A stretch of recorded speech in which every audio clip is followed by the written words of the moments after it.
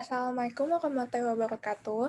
Selamat pagi Pak Lutfi dan teman-teman semua. Hari ini kami ingin mempresentasikan tentang Kerajaan Demak. Anggota kelompok kami ada Adinda Putri, Adrian Ilham, Alicia Alivia, Mutiara Akila, Puja Huzaifah, Siti Syawaluna, dan ada Sultan Fahri. Sekarang kita masuk ke latar belakang dari Kerajaan Demak. Nah, latar belakang dari Kerajaan Demak. Kerajaan Demak merupakan kerajaan yang bercolok Islam pertama yang ada di Nusantara, tepatnya itu di Pulau Jawa. Kerajaan Demak ini berdiri pada abad ke-14 yaitu 1475 Masehi. Kerajaan ini didirikan oleh Raden Patah yang merupakan anak dari Raja Brawijaya dan selirnya dari Tionghoa yaitu Siu Banci. Pada akhirnya, daerah kekuasaan Kerajaan Demak merupakan kota yang dipusatkan oleh para wali Songo untuk menyebarkan agama Islam.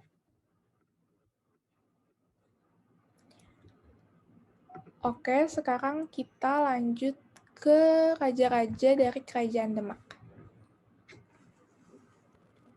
Selanjutnya adalah raja-raja yang pernah berpengaruh di Kerajaan Demak. Yang pertama ada Raden Fatah.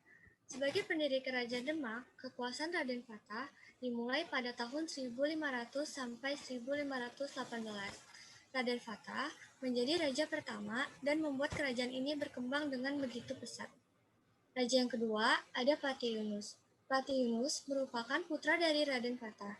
Karena jasanya memimpin armada Demak dalam penyerangan ke Malaka, Patih Yunus mendapatkan sebutan Pangeran Sabranglor. Patih Yunus memiliki masa kekuasaan selama 3 tahun, yakni pada 1518 sampai 1521. Raja yang ketiga ada Sultan Trenggono. Sultan Trenggono merupakan adik dari Patih Yunus. Di bawah pemerintahannya, wilayah Demak bertambah luas. Pada tahun 1522, armada laut Demak di bawah pimpinan Fathahillah mengadakan penyerangan dimulai dari Banten, Sunda Kelapa, kemudian ke Cirebon. Ketiga daerah ini semula berada di bawah kekuasaan Kerajaan Pajajaran. Pada saat itu, Portugis bekerja sama dengan Pajajaran untuk menguasai Sunda Kelapa. Raja yang keempat ada Sultan Prawoto. Merupakan putra dari Sultan Trenggono, disinilah Kerajaan Demak mulai mengalami kemunduran. Karena konflik antara Pangeran Surowiyoto dengan Sultan Trenggono yang merupakan kakak beradik tersebut belum tuntas, sehingga Sunan Prawoto kemudian membunuh Pangeran Surowiyoto di tepi sungai, yang membuat Pangeran Surowiyoto dijuluki Pangeran Sekar Sedo ing Lepen. Raja yang terakhir adalah Arya Panangsang. Kekuasaan Sunan Prawoto tak bertahan lama karena pada 1547 ia dibunuh oleh putra dari Pangeran Sekar, yakni Arya Panangsang, yang menjadikan raja kelima Kerajaan Demak. Namun kekuasaan ini pun tak berlangsung lama. Pengikut Arya Panangsang membunuh Pangeran Kadiri, penguasa Jepara atau Kalinyamat. Hal ini menyebabkan adipati-adipati di bawah Demak memusuhi Arya Panangsang. Arya Panangsang dibunuh oleh Sutawijaya yang merupakan anak angkat Jaka Tingkir. Dengan terbunuhnya Arya Panangsang sebagai Raja Demak kelima, maka berakhirlah era Kerajaan Demak.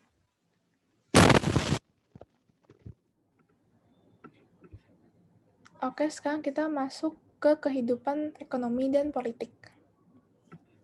Oke, kehidupan ekonomi dan politik. Kerajaan Demak berdiri kira-kira tahun 1478. Hal itu didasarkan pada saat jatuhnya Majapahit. Para wali kemudian sepakat untuk menobatkan Raden Patah menjadi raja di Kerajaan Demak.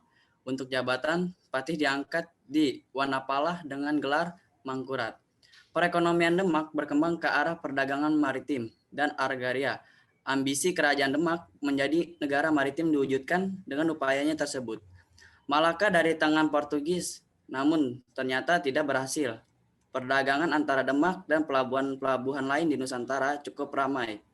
Demak berfungsi sebagai pelabuhan transito atau penghubung daerah penghasil rempah-rempah dan memiliki sumber penghasilan pertanian yang cukup besar. Oke, sekarang kita masuk ke kehidupan sosial dan budaya. kehidupan sosial dan budaya. Sebagai pusat penyebaran Islam, Demak menjadi tempat berkumpulnya para wali seperti Sunan Kalijaga, Sunan Muri, Sunan Kudus, dan Sunan Bonang. Para wali tersebut memiliki peranan yang penting pada masa perkembangan Kerajaan Demak. Bahkan para wali tersebut menjadi penasehat bagi Raja Demak.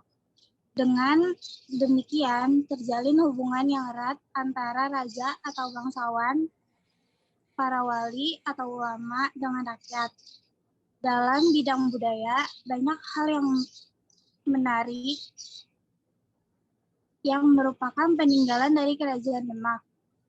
Salah satunya adalah Masjid Demak, di mana salah satu yang utamanya terbuat dari pecahan-pecahan kayu yang disebut Soko Tatal.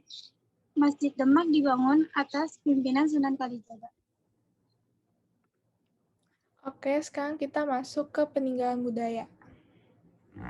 Selanjutnya ada peninggalan budaya. Yang pertama yaitu gelar penghulu atau kepala. Gelar ini sudah dipakai di sana, dipakai imam di Masjid Demak. Hal ini berkaitan dengan orang terpenting di sana, yaitu nama Sunan Kalijaga. Kata kali berasal dari bahasa Arab kadli. Hal ini juga dikaitkan dengan nama sebuah sungai kecil Kalijaga di Cirebon. Ternyata istilah kadli pada masa-masa selanjutnya dipakai oleh imam masjid. Yang kedua, bertambahnya bangunan-bangunan militer di Demak dan ibu kota lainnya di Jawa pada abad ke-16. Yang ketiga, peranan penting Masjid Demak sebagai pusat peribadatan kerajaan Islam pertama di Jawa.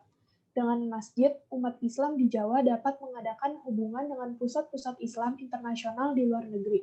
Dan yang terakhir, munculnya kesenian, seperti wayang orang, wayang topeng, gamelan, tembang macapat, pembuatan keris, dan hikayat-hikayat Jawa yang dipandang sebagai penemuan para wali yang sezaman dengan Kerajaan Demak.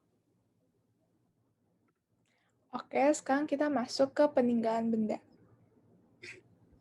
Selanjutnya peninggalan benda dari Kerajaan Demak. Yang pertama itu ada pintu gledek. Dalam bahasa Indonesia, gledek berarti petir. Oleh karena itu, pintu gledek bisa diartikan sebagai pintu petir. Pintu ini dibuat oleh Kyai Ageng Selo pada tahun 1466 dan menjadi pintu utama dari Masjid Agung Demak. Berdasarkan cerita yang beredar, pintu ini dinamai pintu gledek tak lain karena Kyai Ageng Selo memang membuatnya dari petir yang menyambar. Yang kedua, ada Soko Tatal dan Soko Guru berdiameter mencapai 1 meter yang berfungsi sebagai penyangga tegak kokohnya bangunan Masjid Demak. Ada 4 buah Soko Guru yang digunakan masjid ini, dan berdasarkan cerita semua Soko Guru tersebut dibuat oleh Kanjeng Sunan Kalijaga. Yang ketiga, beduk dan kentongan. Yang terdapat di Masjid Agung Demak juga merupakan peninggalan Kerajaan Demak yang bersejarah dan tak boleh dilupakan. Kedua alat ini digunakan pada masa silam sebagai alat memanggil masyarakat sekitar masjid agar segera datang melaksanakan sholat 5 waktu setelah azan dikumandangkan. Yang kelima ada situs kolam wudhu. Situs kolam wudhu dibuat seiring berdirinya bangunan Masjid Demak. Situs ini dahulunya digunakan sebagai tempat berwudhu para santri atau musyafir yang berkunjung ke masjid untuk melaksanakan sholat. Yang keenam, ada maksurah. Maksurah adalah dinding berkurir kaligrafi tulisan Arab yang menghiasi bangunan Masjid Demak. Maksurah tersebut dibuat sekitar tahun 1866 Masehi, tepatnya pada saat Aryo Purbaningrat menjabat sebagai Adipati Demak. Dan yang terakhir ada piring campak. Piring campak adalah piring pemberian seorang putri dari Campak yang tak lain adalah ibu dari Raden Patah. Piring ini jumlahnya ada 66 buah, sebagian dipasang sebagai hiasan di dinding masjid, sedangkan sebagian lainnya dipasang di tempat imam. Sekian presentasi dari kami. Semoga apa yang kami presentasikan tadi bisa bermanfaat bagi semua dan bisa menambah wawasan. Wassalamualaikum warahmatullahi wabarakatuh.